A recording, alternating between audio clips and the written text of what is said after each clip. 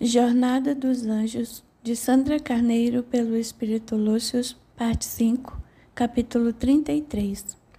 Na colônia espiritual próximo à crosta, sentados em semicírculo e ampla e iluminada sala, reuniu-se em oração Elvira, Constância, Angélica, Helena Henrique e mais 4 espíritos. Silenciosos pediam pela libertação de Constantino, ainda escravizado por Núbio, e outras entidades que o serviam. Naquela noite, realizavam vibrações especiais destinadas àquele irmão que também viera de capela e que permanecia na escuridão do orgulho e do egoísmo, por não conseguir deixar a luz de Jesus brilhar em sua alma. O grupo intercedia em favor daquele irmão que espontaneamente se entregava às forças do mal e agora era por elas subjugado. Para eles, rogava a misericórdia e o socorro do Mestre. Constância, enquanto orava, emocionada, deixava que grossas lágrimas rolassem pela face. Ao final das vibrações, receberam a manifestação de uma entidade de grande desenvolvimento moral, responsável por equipes de resgate daqueles que se perdiam nas trevas. O elevado espírito lhe falou com amor. Venho em resposta às suas preces, avisar-lhes que uma equipe de socorro de nosso grupo descerá ao orbe da Terra para resgate de diversos espíritos aprisionados pelos nossos irmãos infelizes. Constantino está entre eles. Com a graça de Deus, logo será assistido em um pronto de socorro nas regiões densas do plano espiritual do planeta. Com muita emoção, Constância ajoelhou-se em mudo agradecimento. O elevado instrutor avisou: esteja preparada, minha irmã, ele logo será resgatado. Deverá então ir ao seu encontro no hospital, onde poderá colaborar com a sua recuperação. Sem hesitar, a amorosa Constância respondeu: estarei pronta, Senhor. Depois de outros esclarecimentos, o visitante espiritual desapareceu, deixando no ambiente suave perfume e intensa energia de amor. Elvira encerrou a tarefa com sentida prece de gratidão. Muito feliz, logo depois comentou em conversa descontraída, abraçando Constância: que alegria, não é, minha querida irmã? Sim, alegria indizível. Estou feliz demais pela possibilidade de ajudar Constantino. Desde capela nos conhecemos e temos vivido diversas encarnações como parentes próximos, estabelecendo rigoroso elo de amizade e ternura. No entanto, não foi sempre assim. Quando deixamos capela, meu ódio por ele era imenso. Ferdinando havia arquitetado o aborto de meus filhos gêmeos, e quando realizou seu intento, eu não suportei e desencarnei junto com meus bebês. Eles logo foram socorridos e levados a uma colônia espiritual. Por outro lado, meu ódio era tão grande que atormentei Ferdinando sem descanso. Assim que chegamos ao plano espiritual da Terra, procurei por ele e o encontrei. A situação espiritual dele me facilitava atingi-lo com meu ódio. Por muito tempo nos perturbamos mutuamente, ora nos alternando no plano espiritual, ora ambos encarnados, e foram experiências muito dolorosas. Finalmente o amor de Deus me alcançou, e agora, como hebreia, comecei a me preparar para receber Jesus e servi-lo, obedecendo aos seus ensinos libertadores. Por ele fui, enfim, liberta dos pesados grilhões do ódio e do orgulho, mas com Ferdinando foi mais difícil. Quando encarnou como Constantino, ele sentia que estava pronto para servir a Jesus. Sua grande evolução intelectual e seus conhecimentos o capacitavam para fazer frente à pesada tarefa que se propôs realizar em favor da humanidade. Apoiar o cristianismo primitivo, ajudando os cristãos a se fortalecerem e se estruturarem, preparando-os para crescer e tirar os homens da escuridão. Entretanto, como todos sabem, ele sucumbiu. O fato de estar preparado não foi suficiente. Ele não conseguiu dominar-se a si mesmo e fracassou. A bela mulher fez longa pausa antes de concluir, limpando as lágrimas. Estou muito feliz por saber que em breve ele será resgatado. Que Jesus o ampare e abençoe. Alegremente apoiada pelo amoroso grupo, seguiram em animada conversa em torno das tarefas de auxílio a que se dedicavam. Naquele mesmo instante, Núbio, que estava ao lado de Sigismundo e sentiu as emanações amorosas de Constância e do grupo que apoiava, resmungou irritado: estão a me cercar com essas vibrações irritantes. mas não me impedirão de destruir Ross, bem como de rechaçar qualquer tentativa de reduzir meu poder sobre os homens. Com seus planos em andamento e a ponto de se concretizarem, Núbio, interessado em acompanhar cada detalhe pessoalmente, afastara-se de Constância.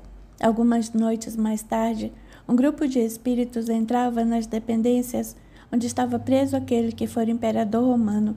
Eram os socorristas que, adensando sua forma espiritual, a fim de se assemelharem aos algozes, logo localizaram. Em rápida operação, libertaram e o levaram para o pronto-socorro, junto com outros espíritos recolhidos na mesma expedição, sendo todos acomodados em ampla enfermaria e recebendo medicamentos e tratamento adequado a cada situação. Constância, que ali os aguardava, comoveu-se ao ver o estado em que se encontrava Constantino e se uniu àqueles que o haviam resgatado para ajudá-los, com ele também com os demais. Depois de árduo trabalho, encontrou Angélica, que indagou: como ele está? Agora sedado, em profundo sono, vai precisar de bastante tempo para recobrar a consciência. Deverá reencarnar logo. Tão depressa? Sim, será a melhor maneira de escondê-lo de Núbio e de auxiliá-lo a recuperar a consciência. Será enviado para a Terra em condição de demência e esperamos que a família consiga suportá-lo.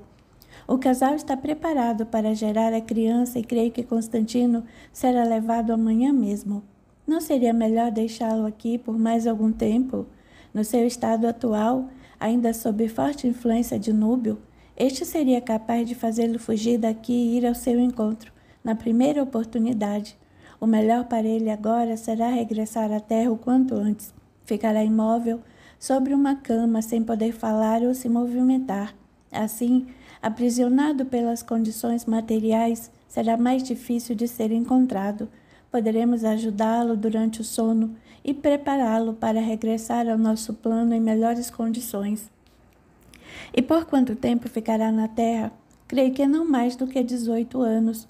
É uma abençoada oportunidade que ele terá, graças a Deus. Angélica abraçou a amiga e disse que Jesus dê a ele muita força, que assim seja. Na manhã seguinte, em Uznik, Jan Hus recebeu uma intimação de Sigismundo, que exigia sua presença no concílio de Constança. O rei esclarecia que seu objetivo com esse concílio era a pacificação religiosa da Boêmia e que, pela influência que já exercia sobre o clero e sobre o povo, sua presença seria fundamental.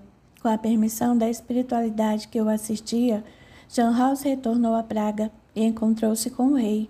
Depois de longa conversa, durante a qual procurou diplomaticamente persuadir Jean a comparecer ao concílio, Sigismundo ofereceu seu último argumento. Eu lhe garantirei proteção para entrar e sair de Constança em segurança.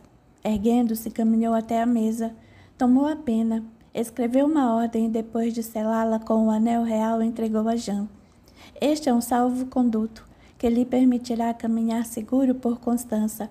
Tem minha palavra de que não será molestado e sua vida não correrá nenhum risco.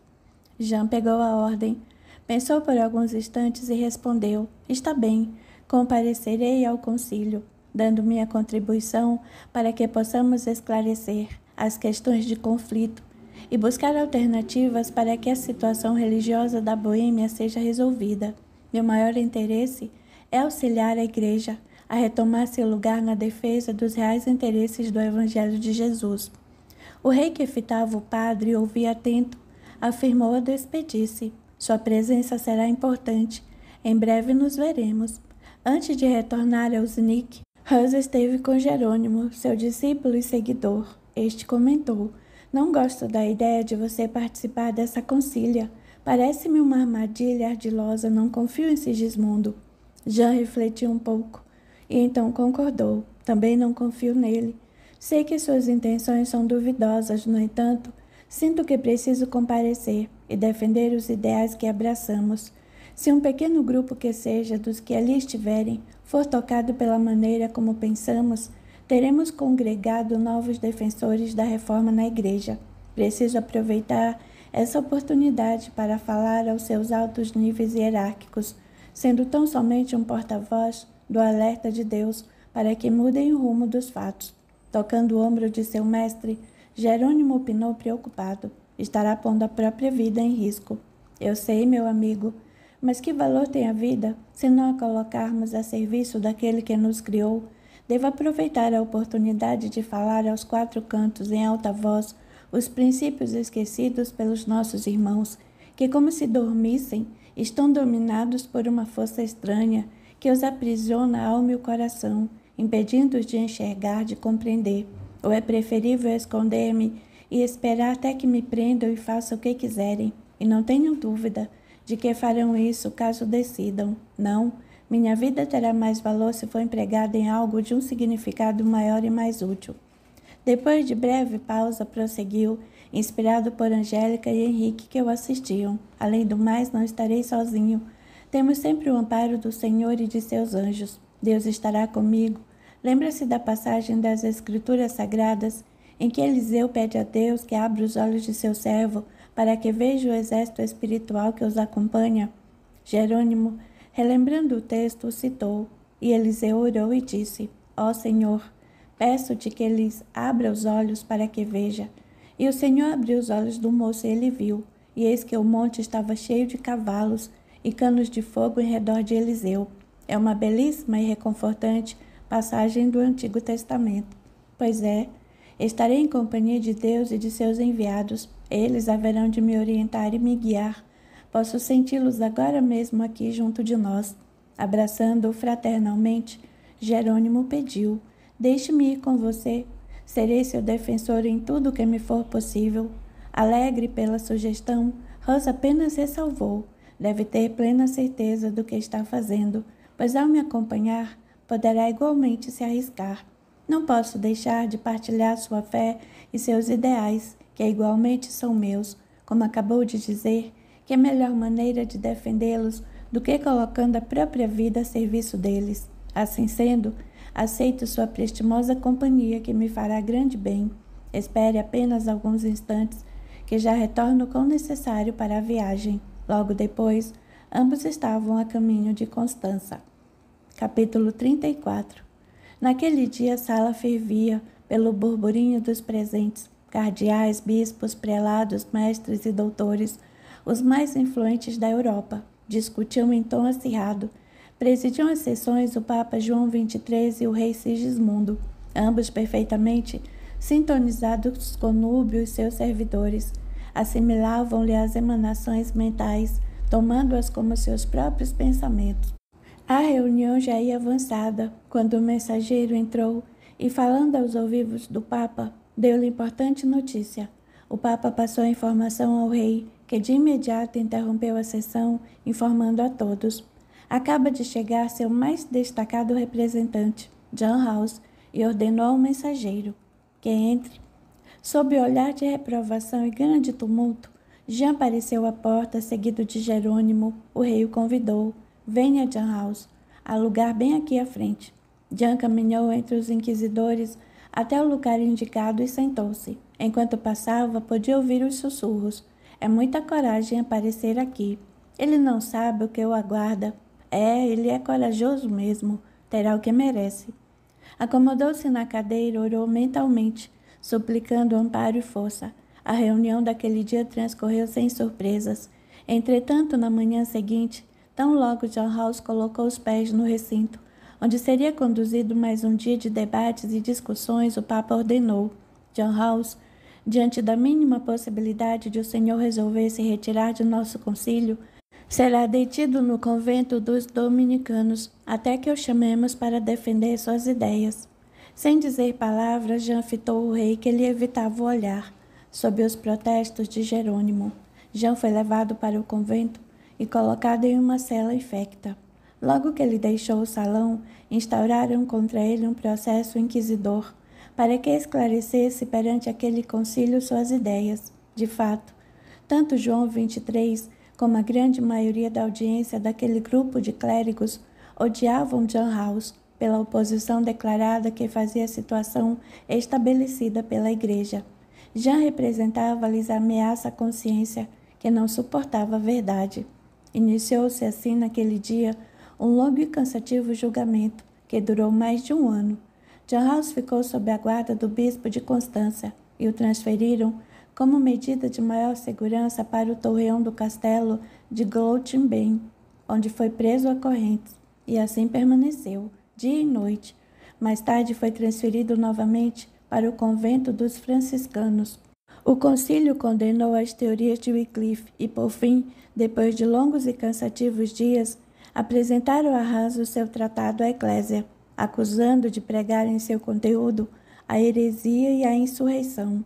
Depois de todo aquele tempo, Jean já estava consciente do que o aguardava. Escreveu cartas aos amigos, agradecendo a amizade que lhe dedicavam e animando-os por terem conservado fiéis à verdade.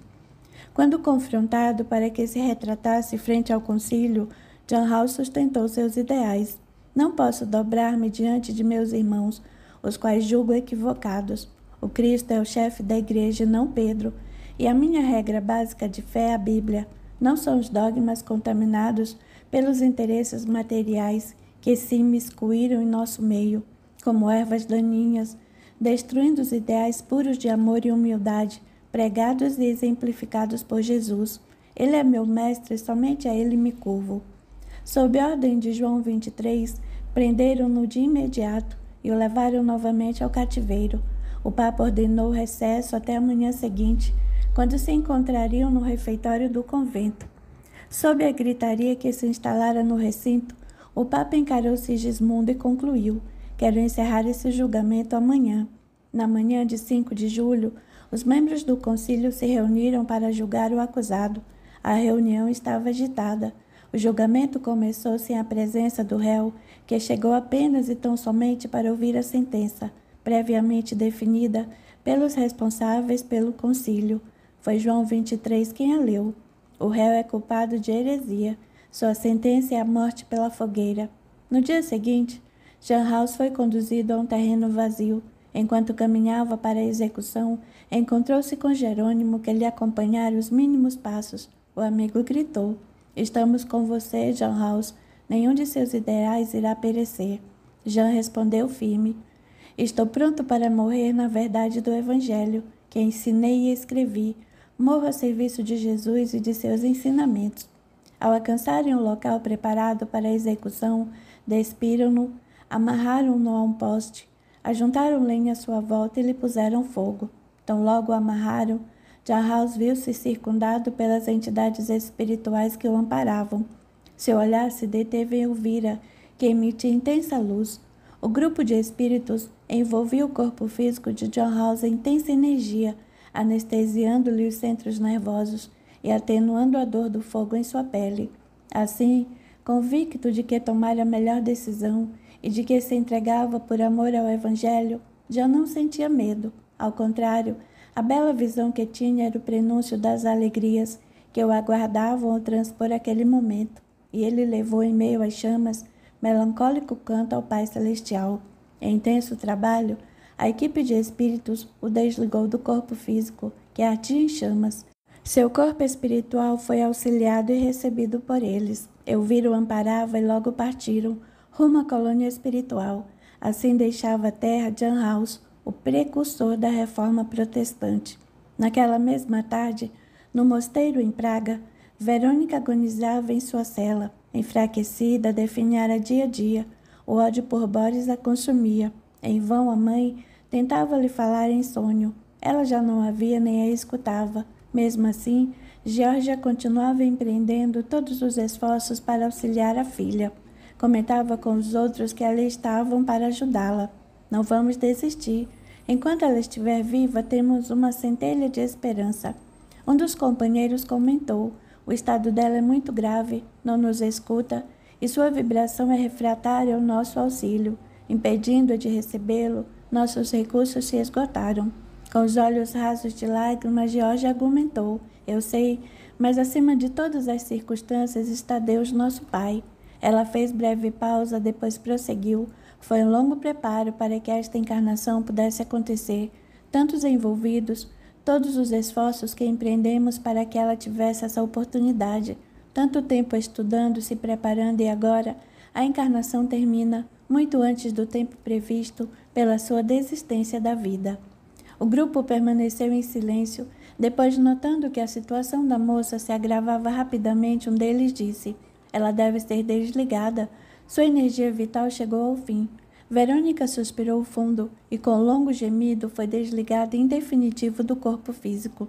Atordoada e confusa, observou seu corpo e gritou de pavor. Logo viu as entidades espirituais densas que lhe dominavam o pensamento e os sentimentos, e, embora tentasse fugir horrorizada, elas a seguiam dizendo: "Agora, você é definitivamente nossa. Não há como escapar. Acabou tudo, você nos pertence." Ela corria desesperada pelos corredores do mosteiro, deparando com criaturas horrendas a cada canto em que virava. Apavorada, corria ainda mais. Em vão, Geórgia buscava fazer-se visível à filha. Ela não conseguia registrar a presença amorosa da mãe. Geórgia orientou os amigos: "Devem regressar agora. Outros deveres os aguardam. Agradeço pelo muito que se dedicaram à minha querida Verônica. Vou acompanhá-la e cuidar dela. Em algum momento, Deus haverá de me permitir socorrê-la. Preciso ficar e ajudá-la." Os amigos se despediram num abraço, retornando à colônia espiritual. Passado muito tempo, Verônica, com os cabelos desalinhados, os olhos arregalados de pavor e a respiração ofegante, estava sentada junto ao protetor lateral da ponte de César. Olhava para o rio que corria abaixo, sem conseguir compreender o que acontecia. Ao redor, via pessoas que caminhavam e de repente sumiam, para novamente aparecer e continuar a andar. Ouvia gritos e urros de dor dilacerante, sem saber de onde vinham. Às vezes presenciava verdadeiras procissões de religiosos e, em bando, seguiu imagens ou cruzes. Todas as pessoas pareciam indiferentes, alheias ou assustadas. Ela estranhava o que via, porém estava perturbada demais para entender sua nova situação. Observava então o rio, a água que fluía abundante. De súbito tornara-se gelo. As árvores secas perdiam todas as folhas, para logo após receberem novas ramagens. Da mesma maneira, o rio logo se transformava em forte correnteza. Completamente atordoada, Verônica chorava. Quando percebia a aproximação das entidades que a perseguiam, corria esbaforida sem destino, para se ver outra vez na ponte sobre o rio. Depois de infinitas repetições de tais cenas, ela pensou: "Eu devo estar louca." E, subindo no peitoral do protetor da ponte, resolveu tirar a própria vida. Olhou em torno. O belo castelo de Praga erguia-se majestoso e imponente. Os telhados das casas eram tão belos que parecia brinquedo de criança. Contemplou o céu e disse em voz alta: "Não suporto mais, só me resta morrer." Atirou-se no rio, sendo envolvida pela água fria. Não demorou muito, o rio congelou de novo, e ela se sentiu aprisionada nas águas. Debateu-se até ficar totalmente exaurida. Sem forças para lutar, perdeu os sentidos. Depois do que lhe pareceu uma eternidade, percebeu que alguém lhe afagava os cabelos. Abriu os olhos e viu um rosto delicado a observá-la. A mulher, com voz suave, buscava acalmá-la. "Fique calma, minha filha, tudo ficará bem." Sem reconhecer a mãe, ela indagou, encolhendo-se: "Quem é você? O que quer comigo? O que aconteceu? Estava no rio e agora estou aqui." Geórgia estendeu a mão, mas Verônica retraiu-se assustada, insistindo: "O que houve? Como saí do rio? Por que não morri?" Paciente, a mãe disse: "As águas congelaram e você ficou presa nelas. Passei pela ponte e a vi. Você perdeu os sentidos, mas consegui tirá-la de lá." "Onde estou? Que lugar é este? Como vim parar aqui?" "Aqui é um hospital. Eu a trouxe para receber ajuda. Todos são amigos, não tenha medo." "Ninguém é meu amigo. Todos me odeiam, me detestam." Thomas se aproximou devagar, com o coração doído. A filha estava completamente transtornada e fora de si.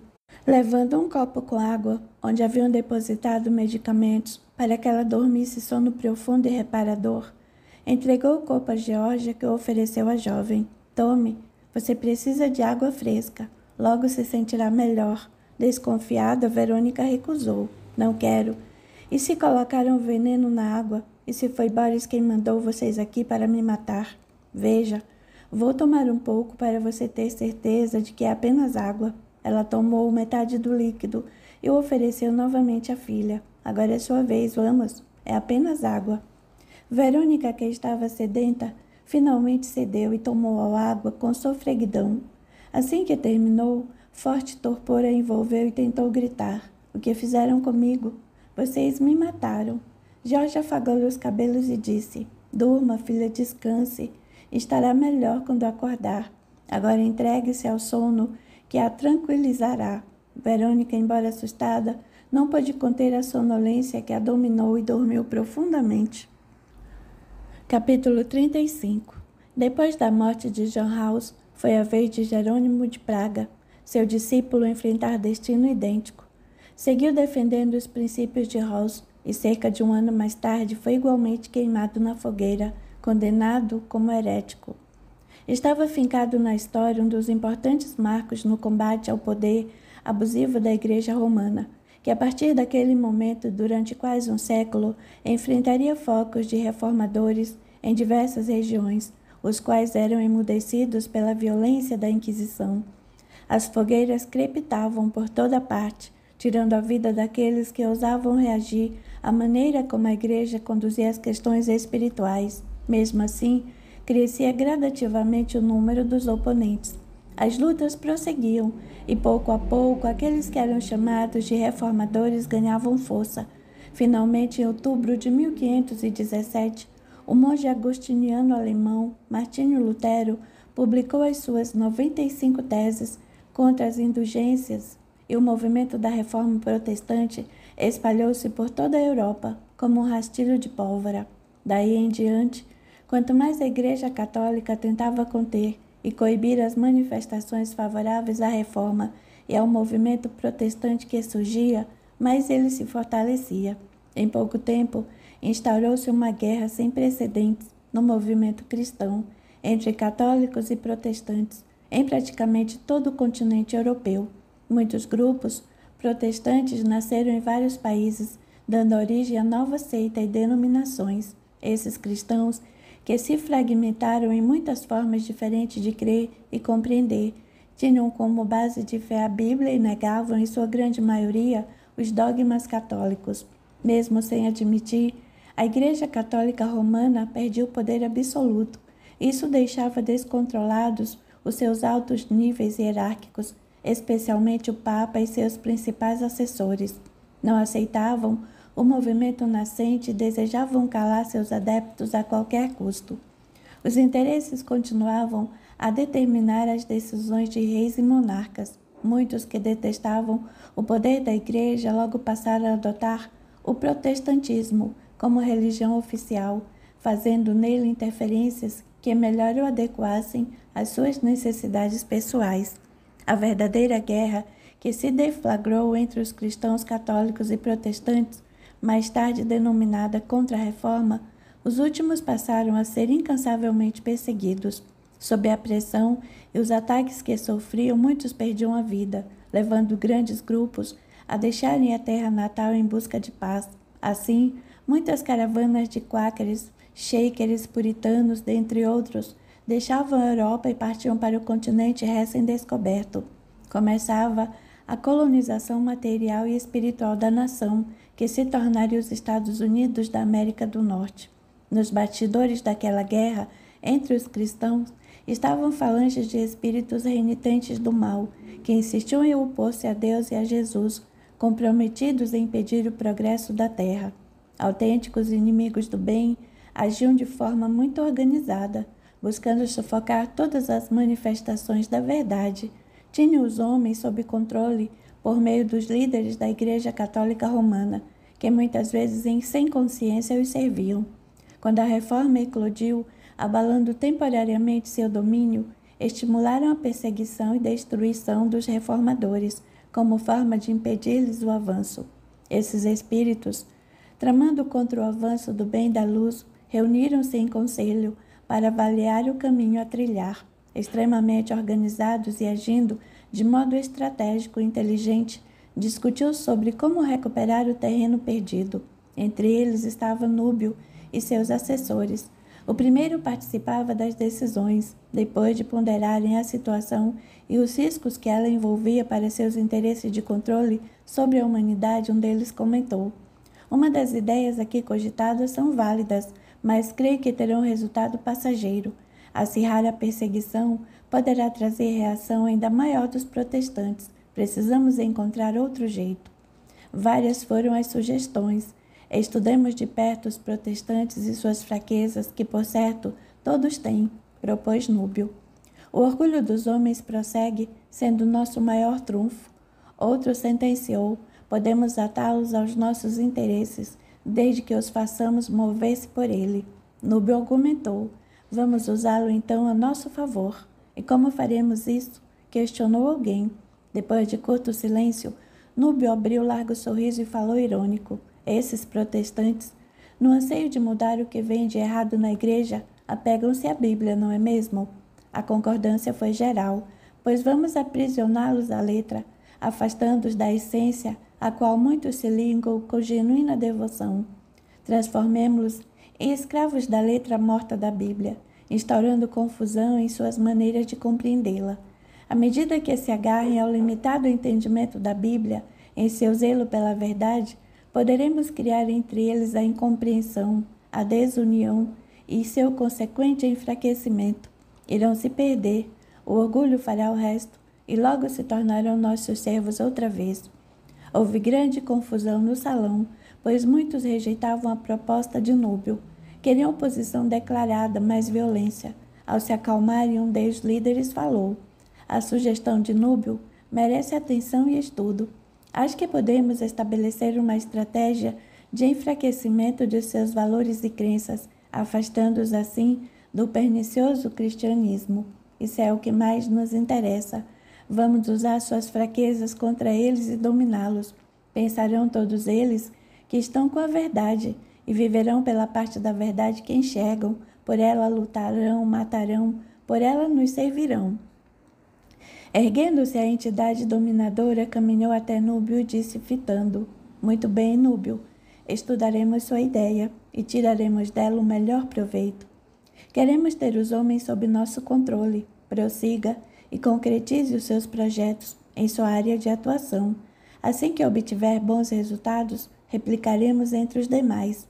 Quero acompanhar aqueles que estão se deslocando para as Américas. Por quê? Sua região é aqui, entre os países anglo-saxões? Eu sei, no entanto, o novo continente oferece condições propícias à implantação da mais ampla forma de domínio. Além do mais, sei que muitos de nossos servidores reencarnarão em famílias que emigrarão para lá. Grande número de nossos amigos romanos estão reencarnando naquela região.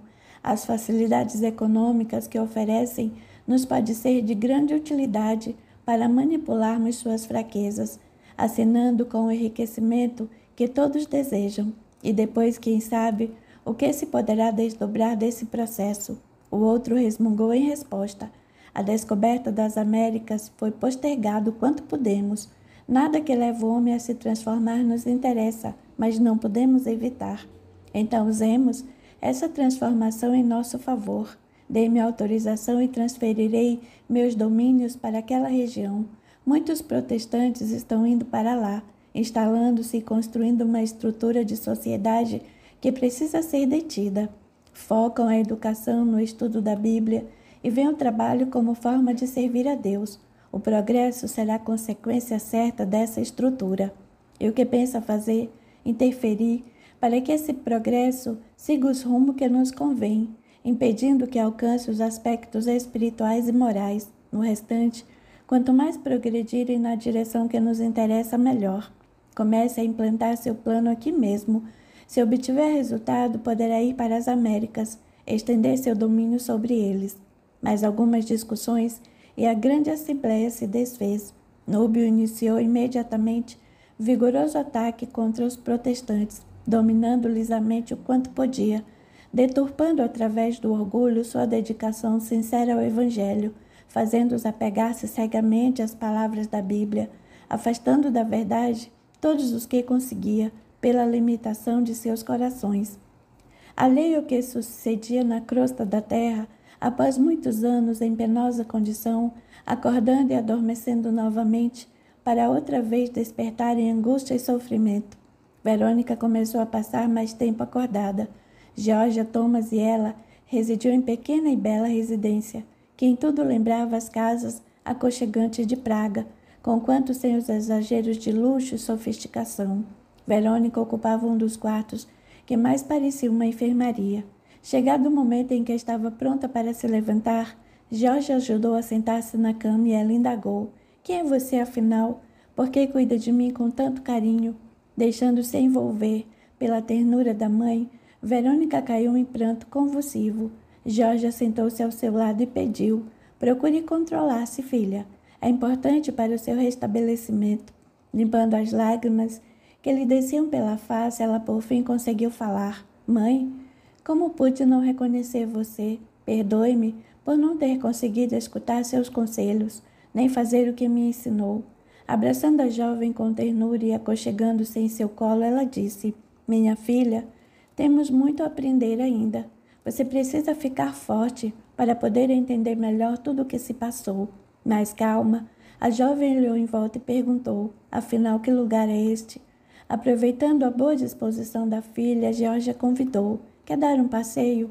Acho que já está forte o suficiente para sair dessa cama.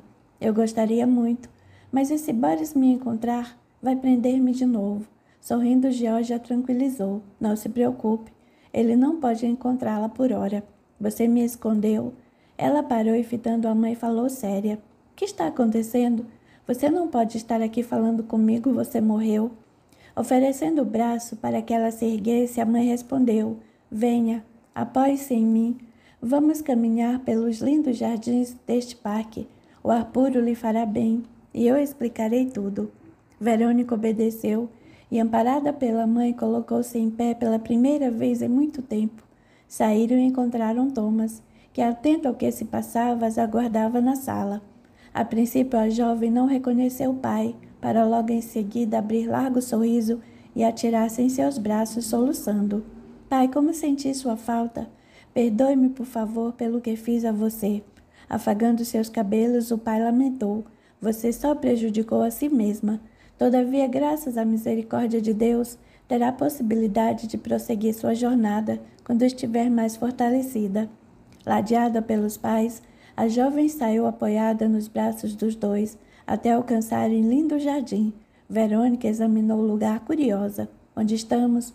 A não ser por algumas casas que se assemelham às de Praga, em nada reconheço a nossa cidade. Olhando a filha com carinho, Georgia indagou: você ainda não compreendeu? Não compreendo nada. Acho sim que estou sonhando. Um lindo sonho do qual logo vou despertar no mosteiro, na cela infecta em que me encontro, e continuar aquele sofrimento desesperador. A mãe procurou esclarecer: foi naquela cela infecta, filha, que você acabou por perder sua existência na terra. Fitando os olhos da mãe, ela perguntou: do que está falando? Você deixou o corpo físico. Verônica, sua encarnação terminou. Habita esta colônia espiritual há mais de 100 anos. Diante da expressão perplexa da filha, prosseguiu: já no mundo espiritual, permaneceu longo tempo inconsciente. Demoramos a conseguir recolhê-la. Assustada, a jovem gritou: não é verdade? Quem são vocês? Não percebe que sou sua mãe? Não sente o amor que nos une? Em extrema agitação, Verônica teve de sentar-se em um banco para respirar. Depois de alguns minutos, dirigiu-se aos dois: não acredito. Isso só pode ser um pesadelo. Resoluta, Georgia convidou: pois bem, voltemos à nossa casa. Vamos levá-la por uma viagem no tempo. Acha que é o momento? Thomas questionou. Ela não pode mais fugir.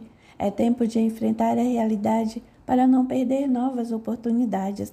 Voltaram para a acolhedora residência. Acomodaram Verônica na cama e posicionaram à sua frente uma tela, onde imagens sucessivas se faziam visíveis. Cenas de sua última existência passavam diante dela, que logo se reconheceu e começou a relembrar. Ao ver Boris, pediu: por favor, parem, eu me lembro. Agora me lembro, pare, já não suporto. Abraçando a jovem, Georgia disse: chega de fugir, Verônica. Você precisa acordar. Está perdendo tempo precioso. Deve voltar em breve à terra. Mas para que isso lhe seja útil, precisa aproveitar o tempo de que ainda dispõe nosso plano para se preparar. Verônica tremia e ameaçou desmaiar. Jorge e Thomas a sustentaram energeticamente. Thomas saiu para buscar auxílio. Um pequeno grupo de amigos veio dar sustentação à importante conversa dos três. Verônica continuava tremendo e confessou entre lágrimas: tenho medo. Sei que tem. Inconscientemente sabe de tudo o que houve e teme que a história se repita. Depois daquele dia, longas conversas foram trazendo à memória de Verônica sua última experiência na Terra, e ela dolorosamente teve de enfrentar seu fracasso. Lentamente, a mãe a conscientizava de sua situação e aconselhava nova encarnação, para que pudesse começar a refazer seus caminhos. Aos poucos, toda a verdade foi sendo assimilada, inclusive sua existência e os atos como Fausta. Foi então que ela, entristecida, recordou Constantino. Onde ele está agora? Está na Terra encarnado. E como está?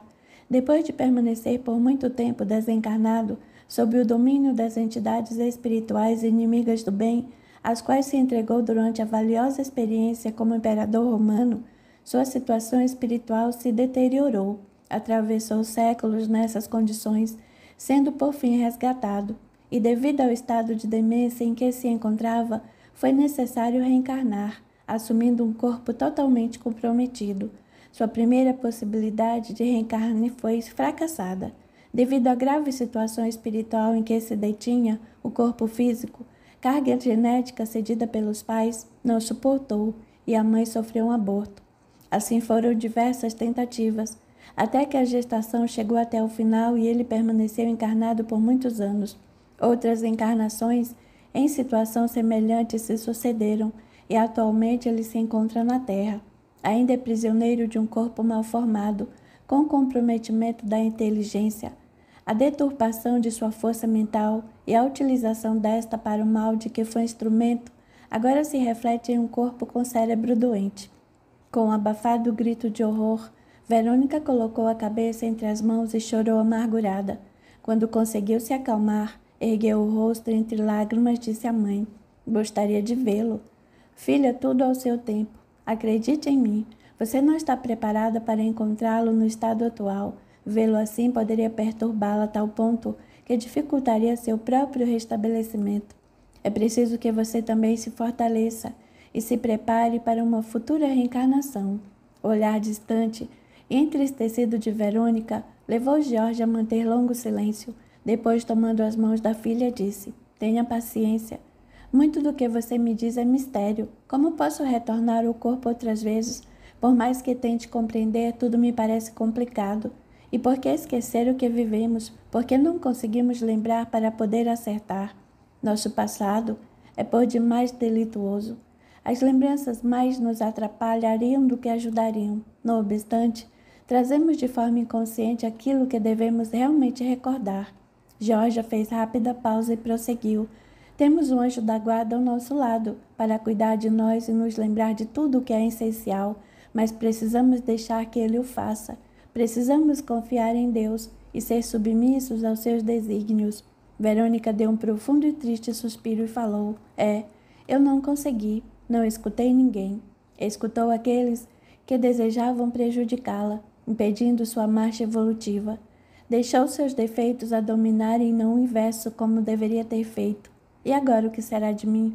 Aproveite o tempo aqui na colônia, dedique-se a aprender e a servir seus semelhantes, trabalhando assim seus defeitos. Fortaleça sua fé e volte à terra com a firme disposição de sair vitoriosa da próxima experiência. E se eu não for capaz? Se não escutar outra vez o que todos já tentaram me dizer? Vamos providenciar uma encarnação na qual você será portadora de ostensiva mediunidade. Será impossível deixar de escutar a voz dos espíritos, aos quais terá oportunidade inclusive de auxiliar, como forma de resgatar parte de seus pesados débitos com a lei divina. E será auxiliada de perto por Thomas, que voltará à terra com você. Fixando o olhar triste da mãe, ela indagou: e você? Ficarei neste plano, amparando-os, enquanto estiver ao meu alcance. Verônica abraçou a mãe demoradamente e então perguntou: quanto tempo ainda tenho aqui? Dispõe de tempo suficiente. Aproveite e se prepare o melhor que puder. Será importante que você e Thomas recebam Constantino como filho. Afinal, também entre eles existe antiga ligação. Sim, Thomas foi o mais fiel amigo que Constantino teve. Lembro-me bem de seu rosto. Seu nome era Marco. Isso. Agora você precisa adquirir condições para acolher como filho aquele a quem é tão ligada, para amá-lo e ampará-lo, com renúncia e abnegação, aprimorando seus próprios valores morais. Não será tarefa fácil, mas poderá contribuir muito para o seu desenvolvimento espiritual. E ele estará melhor do que hoje? Possivelmente um pouco melhor. Será que terei a capacidade de me dedicar a ele? Terá de vencer seu egoísmo, seu orgulho e aprender a amar. Thomas estará ao seu lado, colaborando para o seu êxito.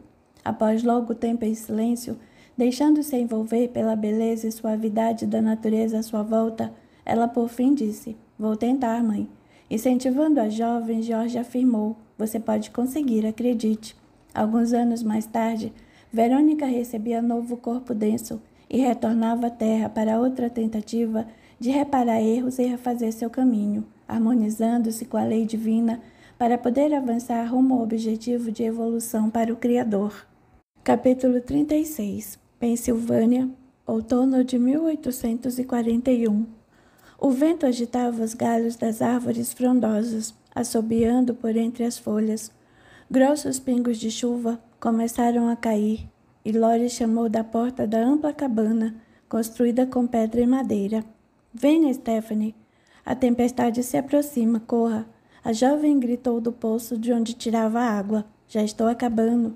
Precisaremos de água se a chuva demorar a passar." "Está bem, termine e venha logo." Stephanie encheu 2 baldes, que veio trazendo presos a uma ripa de madeira, cada um em uma das extremidades. O vento soprou ainda mais forte e a mãe insistiu assustada: "Vamos, Stephanie, corra. O vendaval vai pegar você." Derrubando quase metade da água que trazia, a moça apertou o passo e conseguiu alcançar a porta. Entrou ajudada pela mãe, que dizia: "Meu Deus, precisa tomar mais cuidado. Esses vendavais são perigosos. Vá trocar de roupa, está ensopada." Tirando a única peça que lhe protegia a cabeça, o pequeno chapéu comumente utilizado pelas mulheres das comunidades quáqueres, ela pediu: "Pode esquentar-me só um pouco de água? Estou congelando." "De que adiantou buscar então? Vai gastar no banho?" "Mãe, por favor, somente uma caneca de água para esquentar um pouco. Está tão frio e o inverno ainda custa chegar." "Estamos no início do outono, eu sei. Mesmo assim está frio lá fora." Abrindo a cortina que protegia a janela, a mãe olhou pelo vidro e comentou: "Este país é estranho, aqui o tempo parece bravo. Onde você nasceu era diferente?" Como se instigasse na memória fatos distantes, a mãe confirmou: "Cheguei neste país ainda criança, mas lembro bem que o vilarejo onde morávamos da Inglaterra era um lugar mágico, maravilhoso e especial." Enxugando os cabelos com um pano, Stephanie comentou: "Fala sempre com tanto carinho de sua terra natal que sinto vontade de conhecê-la." Lore suspirou fundo, ajudando a filha a secar os longos cabelos. "Isso é um sonho impossível. Jamais poderemos voltar. Agora nosso lar é aqui e estamos melhor do que lá, pode acreditar em mim. Vi muitos perderem os familiares pela perseguição dos padres e bispos. Nesta terra estamos seguros e temos liberdade para praticar nossa religião em paz, graças a Deus, ainda mais com você assim." Stephanie, que sorria, ficou séria e fitou a mãe já com os olhos marejados, dizendo: "Faz tempo que não acontece, mas você não me deixa esquecer. Temos tido muito trabalho para cuidar de você, filha, e precisa compreender que se estivéssemos em nosso país, já poderia ter sido morta." "Eles ainda fazem isso, mãe. Queimam as pessoas." "Fale baixo, que suas irmãs estão brincando ali e podem escutar. São jovens demais para ter de ouvir sobre esses fatos absurdos." Baixando a voz, ela indagou novamente: "Queimam ainda?" "Parece que não, que isso já acabou, graças a Deus." "Sim, é horripilante, bárbaro, e espero que nunca mais aconteça." Loris ficou pensativa. Stephanie, que observava a mãe após algum tempo, rompeu o silêncio: "Precisamos falar de um assunto importante. Depois do jantar. Agora venha ajudar-me." Mais tarde, quando as filhas mais novas e o pai já dormiam, Loris costurava algumas peças de roupas à luz do lampião e da grande lareira acesa. Sentando-se perto da mãe, Stephanie repetiu: "Precisamos conversar." Outra vez, sobre aqueles assuntos. Sim, você tem de me entender. Eu quero me casar. A mãe interrompeu ríspida. Você ainda é muito jovem. Tenho a mesma idade que você quando se casou com meu pai. Eric e eu nos amamos e desejamos nos unir. Depois de longo silêncio, que para a jovem parecia interminável, a mãe indagou. E a família dele o que diz? Eles não se opõem. Erguendo-se e arrumando cuidadosamente a costura dentro de uma cesta, ela disse: Vou dormir, estou muito cansada. Mãe, não fuja. Quero me casar com Eric e ter minha própria família para realmente ser feliz. Pois muito bem. Embora não acredite que esteja preparada para tal responsabilidade, especialmente pelos seus problemas, não posso proibi-la. No entanto, insisto em que pense com cuidado. A vida conjugal vai desviar sua atenção da consagração a Deus, que deveria cultivar acima de tudo. Você sabe que tem muitos problemas e deveria se dedicar única e exclusivamente a Deus para procurar redimir-se e obter a graça divina. Temo por sua sanidade, Stephanie. Você não quer que eu seja feliz, é isso? A jovem explodiu, virando um tapa no rosto da moça. Loris disse em voz abafada: Abaixe esse tom comigo. Sou sua mãe e exijo respeito. Vá deitar-se agora. Está perdendo o controle outra vez. Depois conversaremos sobre essa questão. Stephanie sentiu o sangue subir, como se fosse transbordar de sua face. Ficou rubra de raiva. A mãe parecia não nutrir por ela afeto algum. Correu para sua cama e chorou baixinho. Sentia-se injustiçada. Era a filha mais velha e os pais não lhe davam a devida atenção. Não era tão nova quanto a mãe dizia. Já estava para completar 16 anos e tinha grande desejo de sair daquela casa. Quase não suportava os pais, que pareciam não amar de verdade. Não compreendia bem o que ocorria à sua volta. Seus pais eram muito religiosos, levavam os filhos à igreja todos os domingos, liam livros sagrados e faziam orações constantemente. Viviam em uma numerosa comunidade protestante de quáqueros, seguindo seus ensinamentos. Mas dentro de casa não conseguia ver os pais fazerem aquilo que pregavam. Seu pai, David, era presbítero respeitado na comunidade, preparando-se para ser pastor de sua igreja. A mãe dizia sempre que o que o impedia de ser efetivada era o problema dela. Os membros não aceitariam um pastor com problemas familiares sérios. Será por isso que não me amam? Pensava ela insistente.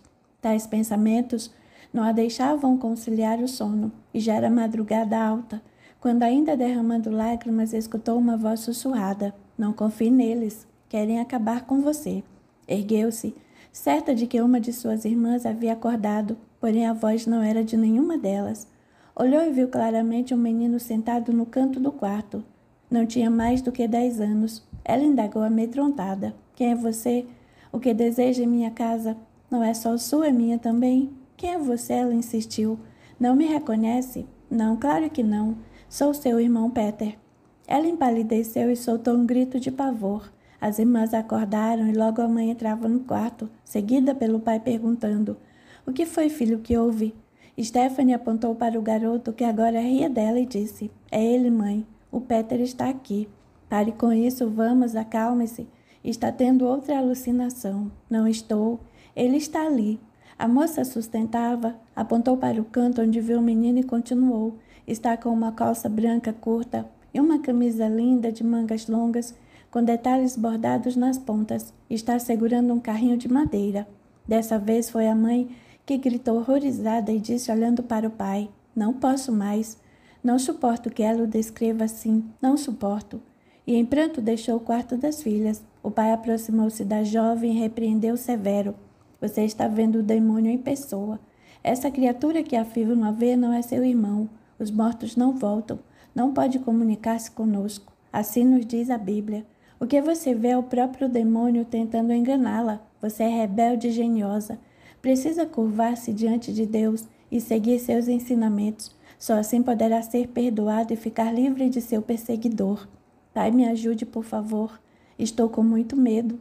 Não me deixe aqui sozinha com ele. Peter, esse ser é mau. Vamos orar. O pastor foi até seu quarto buscar a Bíblia. Peter caminhou até a jovem e disse: Viu o que fez? Agora ele vai voltar com aquelas orações intermináveis que eu detestava quando estava vivo, e muito menos gosto agora que vim para este outro lado. Afinal, Por que tem tanto medo de mim? Sou seu irmão. A jovem tremia a cada palavra ouvida e dizia baixinho para si mesma: Não escute, não dê atenção a ele, é o demônio, não é o Peter.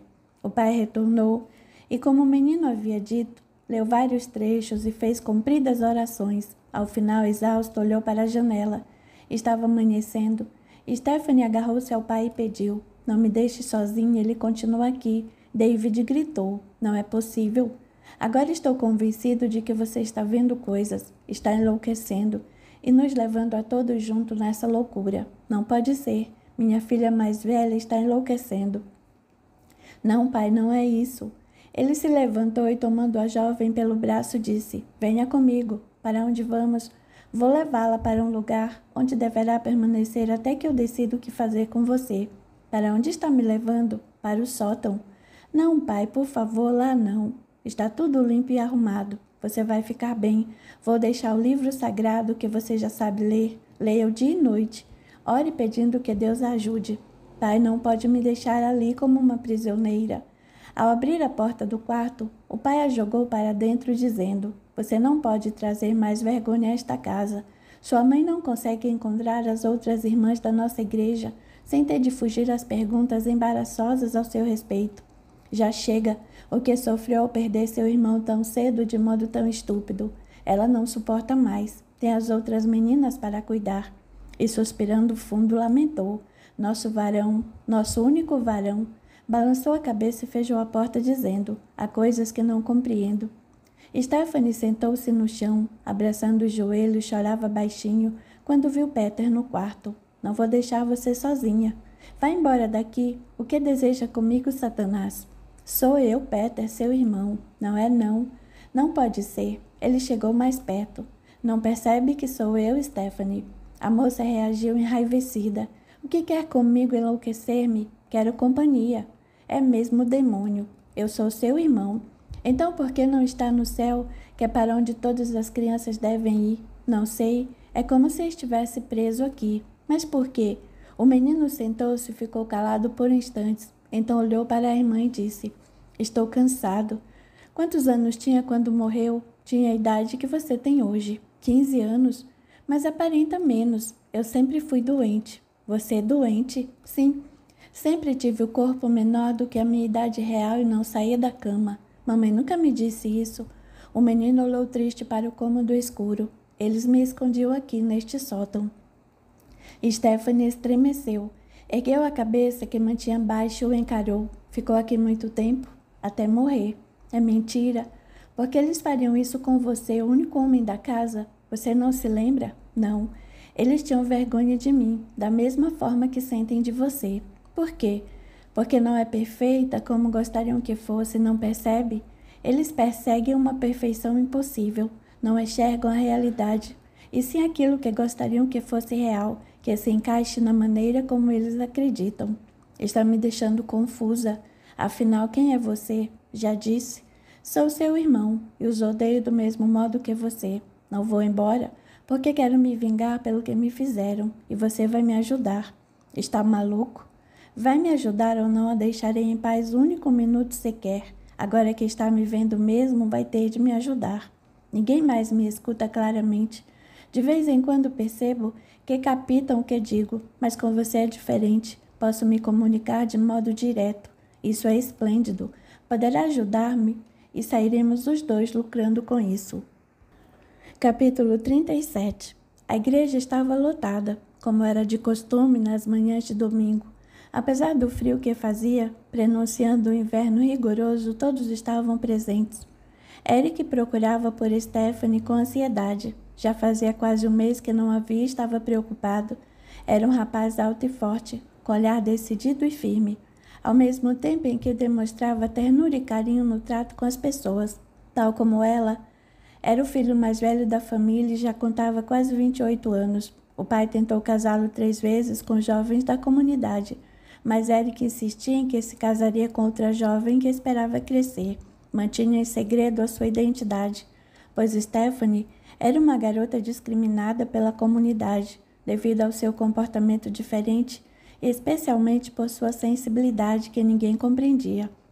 Entretanto, a mãe do rapaz já havia percebido seus sentimentos e os respeitava, apesar de os ter aconselhado a buscar outra jovem. Naquela manhã, a pregação foi feita pelo presbítero David, que falou mais uma vez sobre a necessidade de a comunidade se manter unida e atenta, para não se misturar e assim ficar imune aos apelos mundanos, que eram apelos satânicos com a intenção de destruí-los.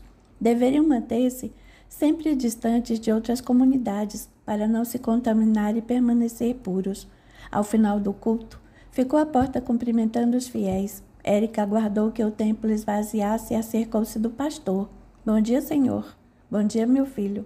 Stephanie está bem? Sério? O pastor o fitou nos olhos antes de responder. Está sim. Não a tenho visto. Ela esteve doente, mas está quase boa. Doente? Não soube de nada? Somos discretos com nossos problemas, filho, e somente Deus quem precisa saber deles. Sim, senhor, eu entendo, mas senti a falta dela aqui na igreja, já faz tempo que não a vejo.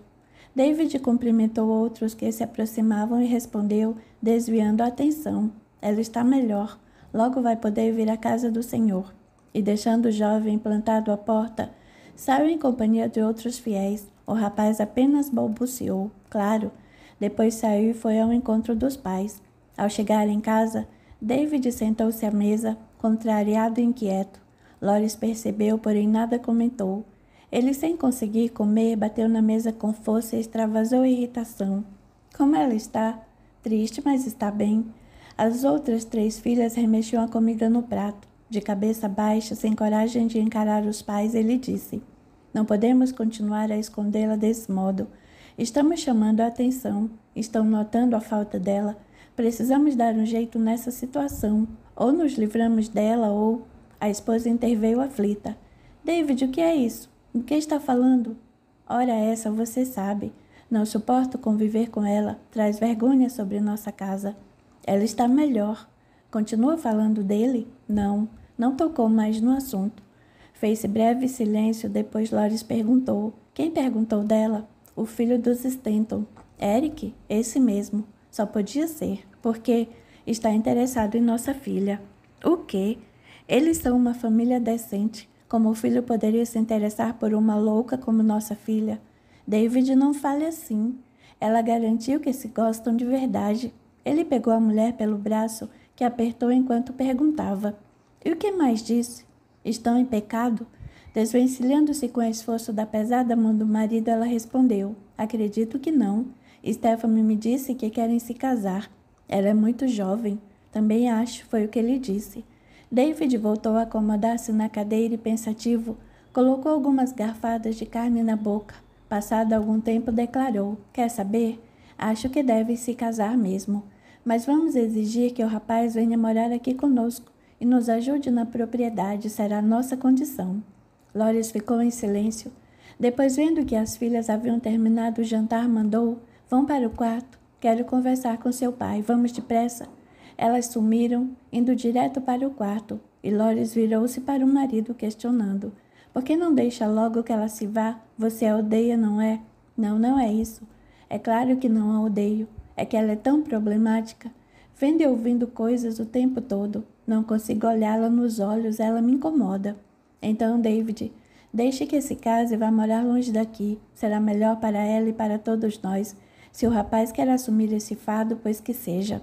Enquanto conversavam, uma entidade espiritual que protegia a família envolveu o pastor David, que fora Boris em encarnação pregressa, em suaves energias, e lhe disse aos ouvidos da alma: Deixe que ela se case, que assuma as responsabilidades que precisa ter. Continuarão perto um do outro, mas ela precisa seguir sua jornada, não a impeça de crescer.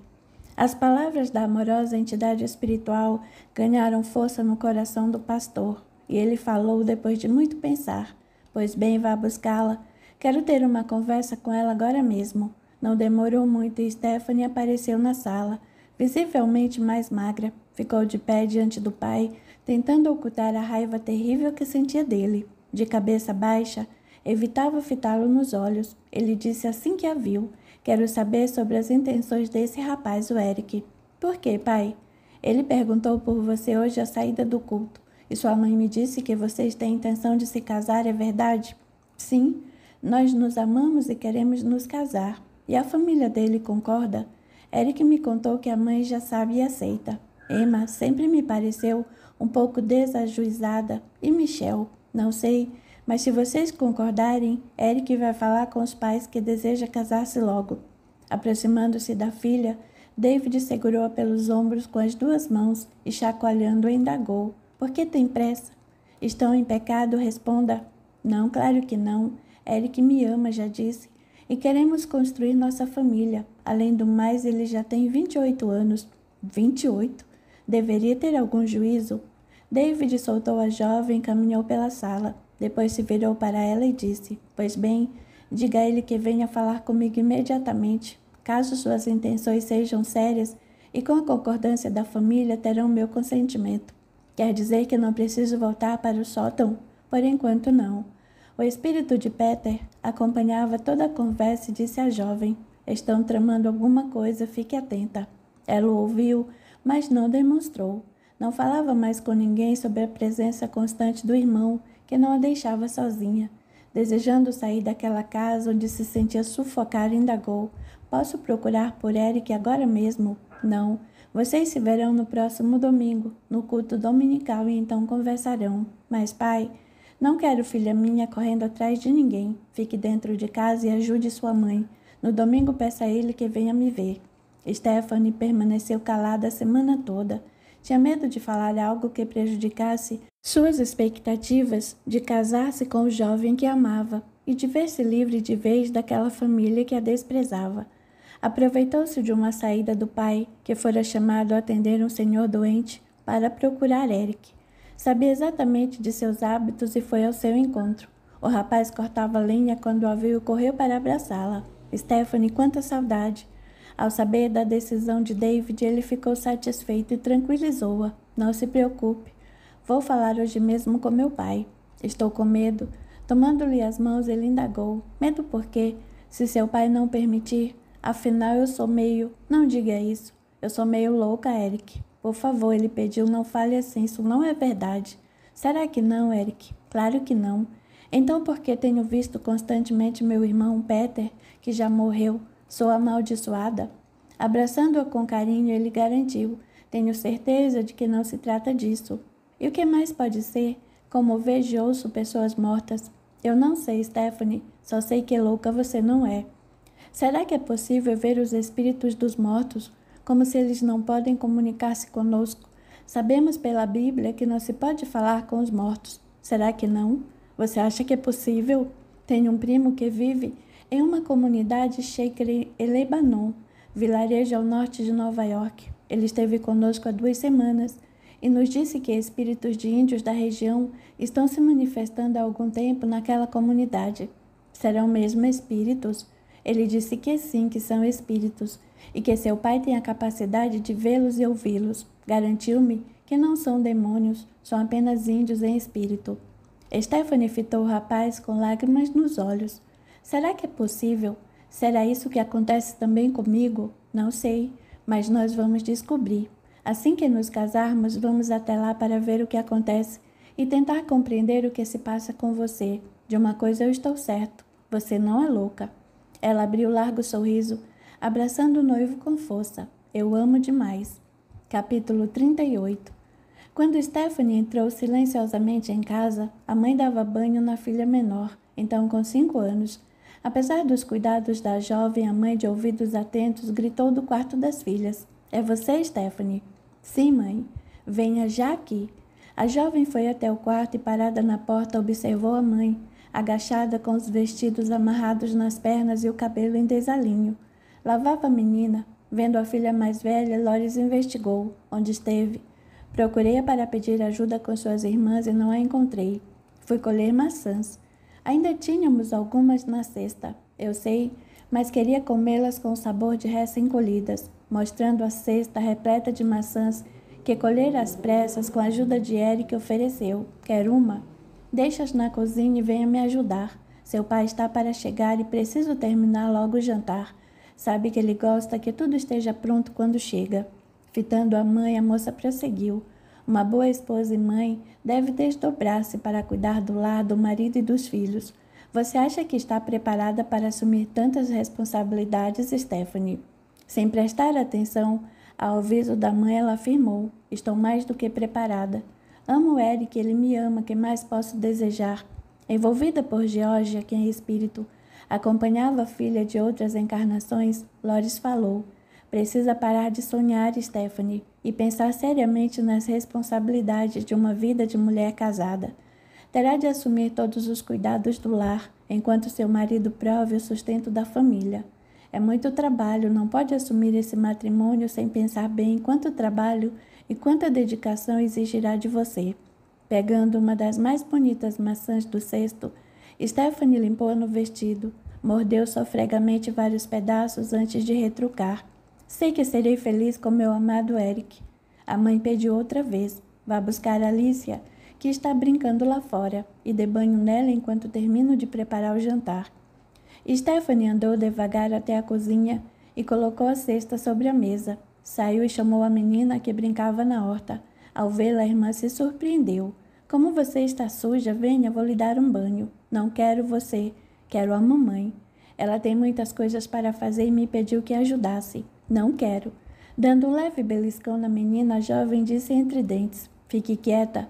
Vou dar banho em você e não me apronte confusão. Durante o jantar, Loris e David pouco conversaram.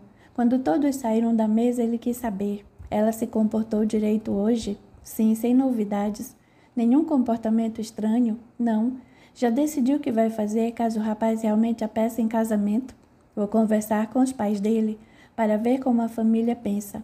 Se estiverem de acordo, colocarei como condição que ele nos ajude no cuidado da terra por alguns anos, e só depois vou liberá-los para viverem suas vidas livremente. Quero ficar de olho nela.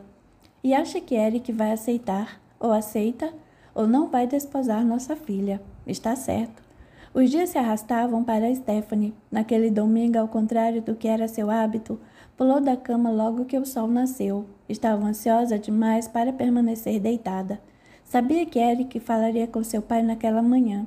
Foi até a cozinha e sentou-se perto da janela, contemplando o nascer do sol. Estava absorta em seus pensamentos quando escutou uma voz familiar. Então acha que vai conseguir viver em paz longe desta casa? Stephanie virou-se espantada e viu Peter bem perto. Deu um grito e falou: afinal, o que você quer de mim? Quero vingança. Mas do que está falando? Eu odeio todos vocês pelo que me fizeram. Eu não lhe fiz nada. Claro que fez. Você nasceu e estragou tudo. Antes era somente eu, tudo era para mim. Depois você chegou e tirou minha mãe. Chorando nervosa, ela disse: eu não tenho culpa, eu não lhe fiz nada. Nem me lembrava de você. Vá embora, por favor, vá embora. Não pode continuar me assustando desse modo, pois saiba que a atormentarei até o fim de seus dias, e também a esse homem que chama de pai. Vocês vão sofrer nas minhas mãos. Por favor, pare. O que está vendo aqui? Com quem está falando? Ao ouvir a voz do pai, Stephanie sentiu o sangue sumir-lhe do rosto. Aquele era um dia muito importante, e não queria que nada atrapalhasse seus sonhos. Respirou fundo e falou pausadamente, enquanto limpava as lágrimas. Estava orando e me emocionei. Sem esboçar reação, David fitou e determinou: pois ora em silêncio. Não precisamos de estardalhaços para manifestar nossas necessidades a Deus. Ele sabe tudo de que precisamos. Mantenha a discrição, Stephanie. Depois de uma pausa, considerou: não sei se está pronta para nos acompanhar à igreja hoje. Talvez seja melhor ficar aqui mais alguns dias antes de se expor. Tenho dúvida de que esteja bem de fato. Enquanto Peter ameaçava avançar sobre ela, Stephanie, em pânico, embora regalasse os olhos, mantinha-se em absoluto silêncio. David observou a filha por alguns momentos e ela falou: estou muito bem, pai. Já não tenho nenhuma daquelas visões e sinto-me disposta e tranquila. Deus está me auxiliando a ficar boa. Sem responder, o pai foi até o quarto e voltou todo arrumado. Depois que todos fizeram o desjejum, saíram juntos para o templo. Ao término do culto, Eric, novamente esperando que todos saíssem, aproximou-se do pastor junto com os pais e saudou: bom dia, senhor. Bom dia, Eric. Preciso conversar com o senhor sobre assunto importante. Diga. Gostaria de casar-me com sua filha. David olhou para os pais do rapaz e perguntou: os senhores estão de acordo? Michel respondeu: Sabemos do grande carinho que Eric nutre por Stephanie. Não há nada que os impeça de se casarem. Podem ir até minha casa hoje à tarde para conversarmos melhor? Sim, é claro, estaremos lá. Emma, cumprimentando o pastor, disse: levarei aquela torta de maçã que o senhor tanto aprecia. No meio da tarde, estavam todos reunidos na sala de estar de David. Stephanie, ao lado de Eric, sentiu o coração descompassado. Desejava que nada interferisse naquele momento, mas tinha medo. Olhava de vez em quando para os lados para ver se Peter aparecia, mas não havia nem sinal do menino. Ao final da conversa, David apresentou sua condição. A única restrição que eu tenho se relaciona à ajuda que Stephanie nos dá, pois temos muito trabalho em casa e também na igreja. Por isso será necessário que Eric participe dos nossos serviços do campo por 2 ou 3 anos, até que uma das outras crianças cresça um pouco mais e possa auxiliar Loris. Enquanto isso, vamos precisar também da colaboração de Stephanie de vez em quando. Os pais do rapaz, surpresos, não sabiam o que dizer. Eric apertou as mãos de Stephanie entre as suas e sentiu-as úmidas de suor. Disse então: eu concordo. Faremos uma pequena cabana depois do rio que fica bem perto, e assim eu e Stephanie poderemos ajudar. Então está tudo certo. Podemos marcar a data? Perguntou Eric, levantando-se. Está com pressa, rapaz? Olhando a amada com ternura, ele respondeu: de fato estou.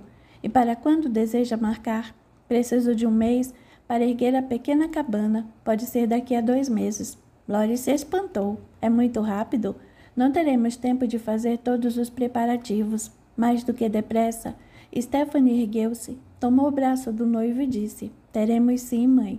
2 meses é o suficiente para as providências básicas. Tocando os cabelos da filha, Loris controlava as lágrimas ao dizer: você é tão jovem, filha. Sem responder, Stephanie apertou o braço de Eric, que, voltando-se para a futura sogra, tranquilizou-a. Não se preocupe, vou tomar conta de sua menina.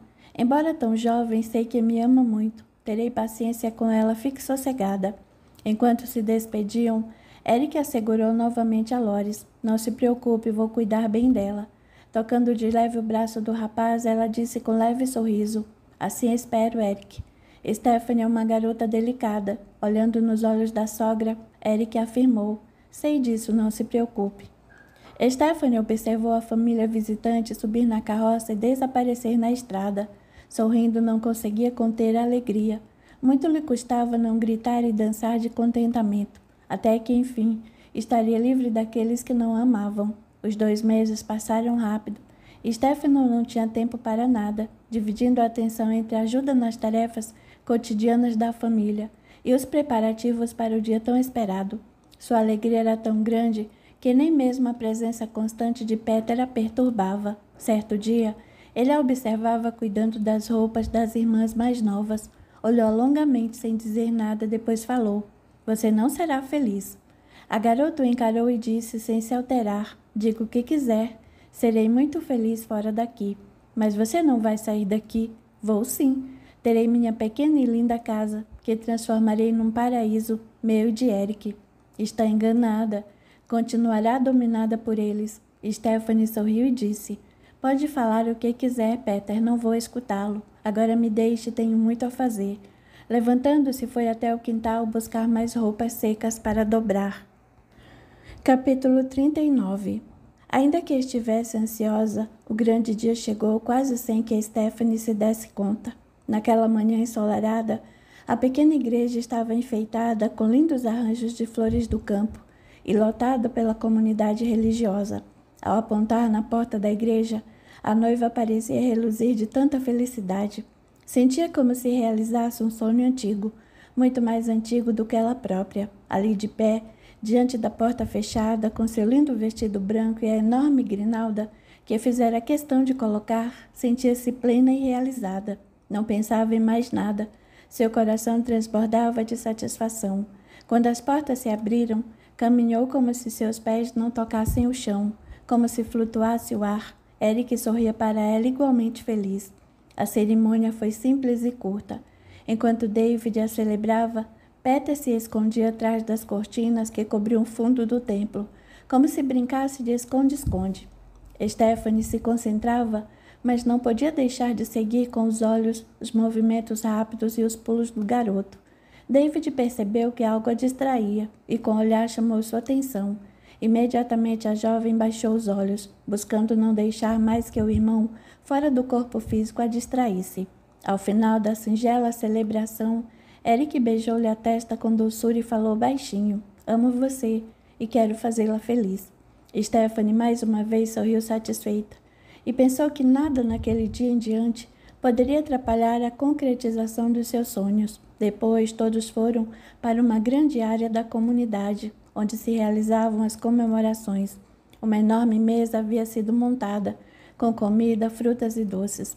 A festa se estendeu até o final da tarde, quando finalmente os noivos se despediram dos convidados e se prepararam para partir.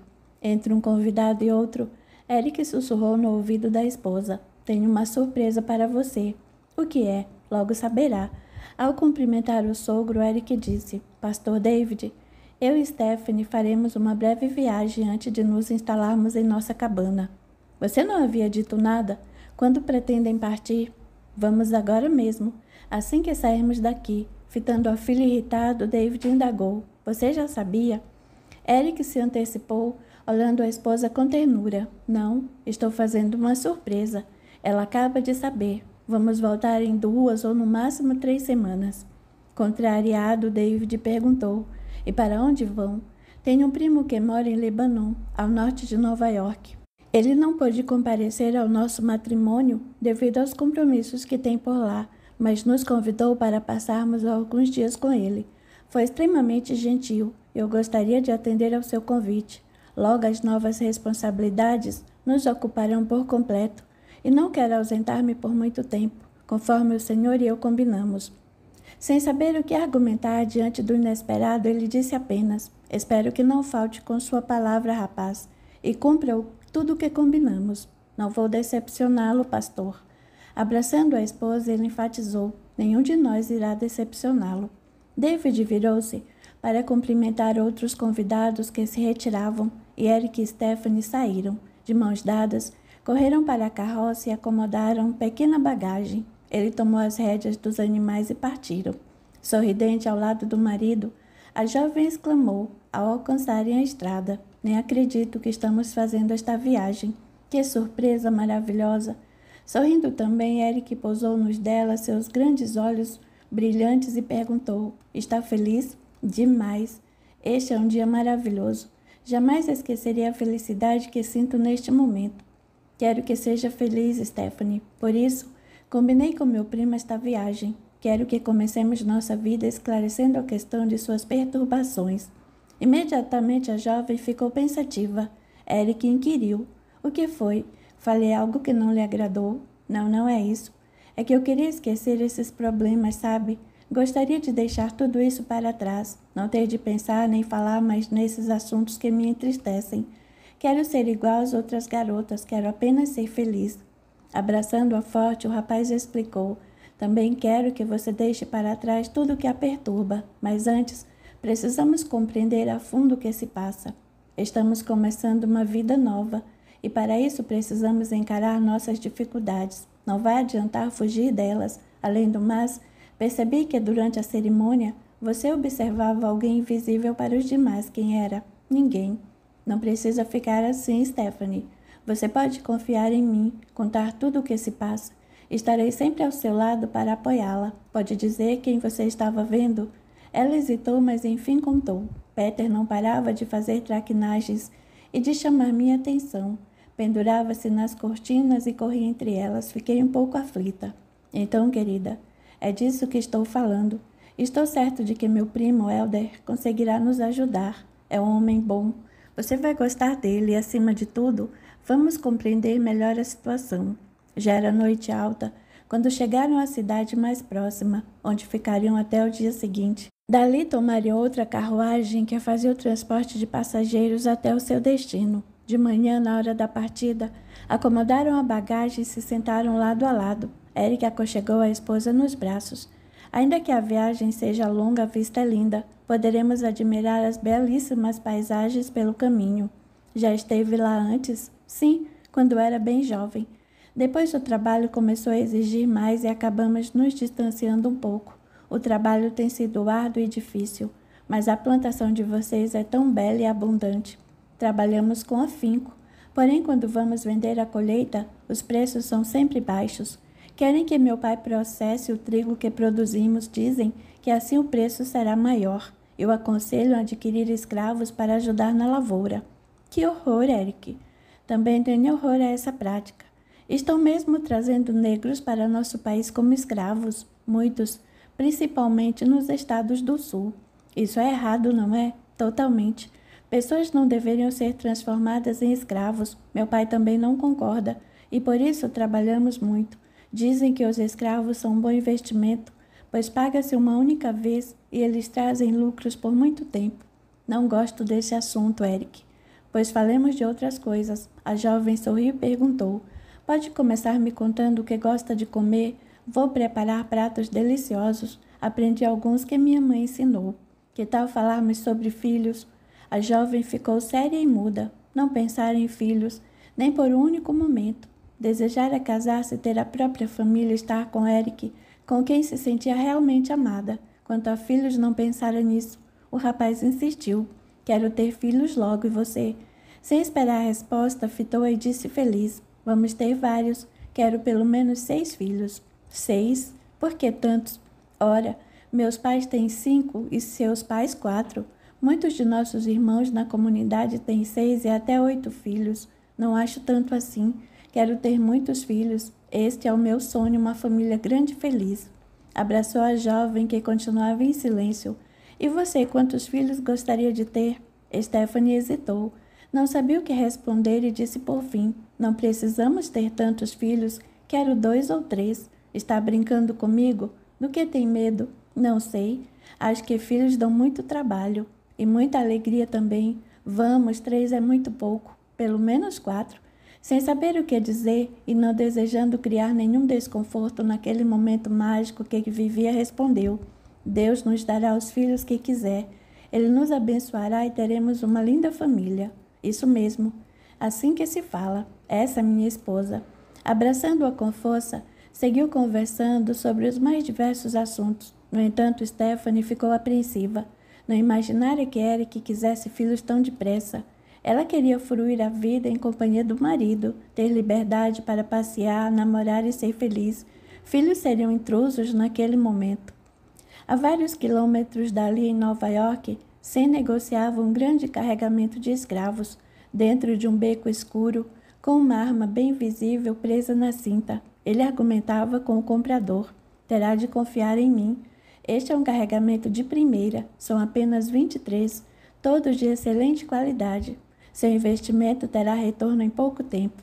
O comprador, representante de um grande fazendeiro do estado da Virgínia, resmungou contrariado. Está muito caro, e além disso não poderei vê-los antes de pagar. Assim está ficando difícil. E são somente 23. Você disse que traria pelo menos 50. Toda vez é a mesma coisa. Montamos uma operação arriscadíssima e complexa, e para quê? Para 20 negros. Agarrando o outro pelo colarinho, Sam disse: olha aqui, o contrabando de escravos está ficando cada vez mais difícil e perigoso. Arrisco a própria vida para trazê-los, portanto o preço está muito barato. Se não estiver interessado, tenho uma fila esperando o meu aviso. Todos querem os escravos e poucos continuam com o contrabando. Sabe quantos já foram pegos pelo governo? O outro, ainda que indignado, ouvia em silêncio. Sam prosseguiu: decida logo o que vai ser. Vai ficar ou não com eles? Preciso falar com meu patrão. Se sair deste beco sem pagar, perde o negócio, entendeu bem? Soltando o homem, ele arrumou as roupas e virou-se em retirada. O que estou fazendo? Não preciso negociar com você. Ia saindo do lugar quando o outro correu atrás dele. Espere. Sam virou-se e aguardou. Paul hesitou um pouco, depois concordou. Está feito. Sabe a decisão. Já estava prestes a aumentar o preço dos escravos. O comprador colocou uma sacola de couro nas mãos de Sam. Aqui está o valor que pediu. Podemos transferir os escravos agora, como sempre fazemos? É claro. Eles estão no porto, prontos para serem transferidos de embarcação. Todos homens, 20 homens e 3 mulheres. Você disse que eram todos homens. É deles que precisamos para o trabalho na lavoura. E você esquece que pode diluir o preço deles ao se reproduzirem? Paul ficou em silêncio. Tomaram caminhos separados até o cais, onde se encontraram outra vez. Sam declarou: caso deseje negociar comigo outra vez, venha sozinho. Se souber que há mais alguém por perto, nossos negócios acabarão. E não gosto de tomar prejuízo, está entendendo?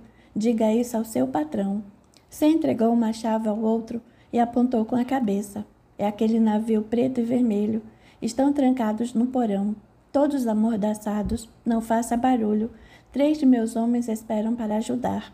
Paul tomou a chave e Sam, ajeitando as 2 sacolas de couro nos ombros, andou em sentido contrário ao porto e sumiu na noite escura.